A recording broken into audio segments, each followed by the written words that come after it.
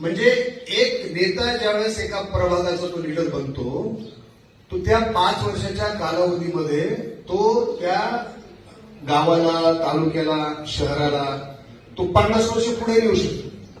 कारण त्याच्याकडे ते व्हिजन असेल तर.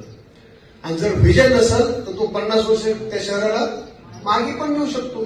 परभणी जिल्ह्यामध्ये तुम्ही जा, मानवत म्हणून आहे.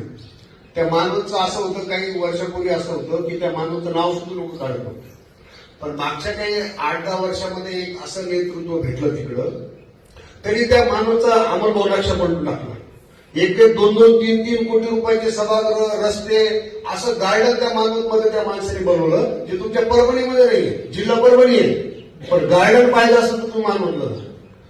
एक आता आम्ही तिकडे जातो नेहमी, तर त्या एका ठिकाणी एवढा कचरा असायचा, म्हणजे लोक उभं नाही राहू शकत.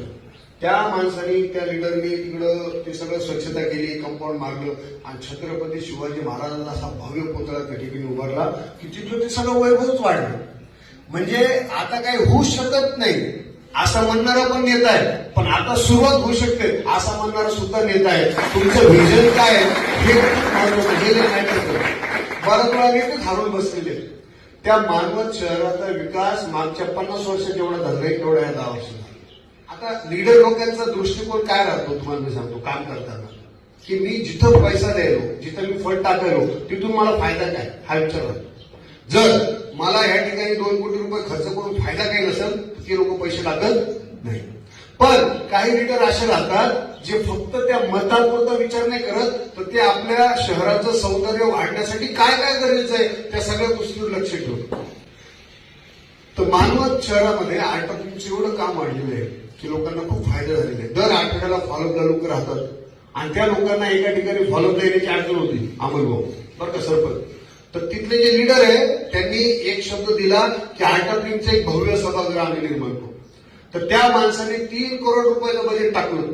नुसतं शब्द दिला नाही तर त्याचा फॉलोअप घेतला, जागा दिली, त्याचा पाठपुरावा घेतला, कन्स्ट्रक्शन सुरू झालं. आता तिकडं भव्य दिव्य बिल्डिंग त्या नगराध्यक्षाच्या पुढाकारातून, तिथे डॉक्टर अंकुश म्हणून आहेत त्यांच्या माध्यमातून झालेले आहे. त्या गोष्टीला अर्थच केव्हा ज्यावेळेस लोकांचं मन शांत आहे. जर लोक तणावामध्ये, समाजामध्ये हिंसा आहे, प्रेम नाही, आपलेपणा नाही, करुणा नाही, ह्या गार्डनमध्ये येणार कोण? तर त्याच्या दृष्टीनं आर्टचं काम किती महत्वाचं आहे. त्या माणसाने पाठपुरावा घेतला आणि भव्य दिव्य ज्ञान मंदिराची उभारणी केली. आणि बघतो आपण कुठंतरी ही